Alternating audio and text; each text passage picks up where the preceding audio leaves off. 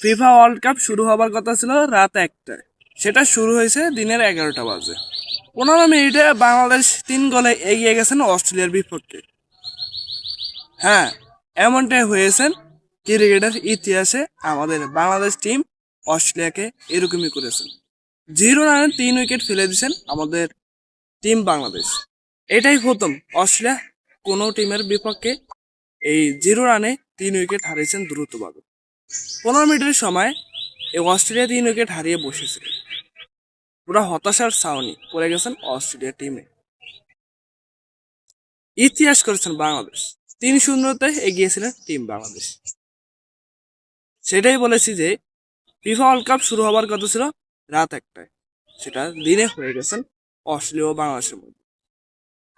কে কে বাংলাদেশের এই come back দেখে খুশি হয়েছেন, এবং এরকম চিরচেনা বাংলাদেশ কবে দেখেছেন যে অস্ট্রেলিয়ার বিপক্ষে এরকম দুর্দান্ত খেলতে এবং অন্য টিমের সাথে? আজকে স্কোরে ঢুকে দেখেই পুরা নাস্তানাবুদ করেছে অস্ট্রেলিয়াকে আমাদের টিম বাংলাদেশ। যাই হোক, বাংলাদেশকে কংগ্রেচুলেশন জানাই। বাংলাদেশ যেন এই সিরিজটা জিতে এবং ভালো খেলুক বাংলাদেশ, এটাই চাই।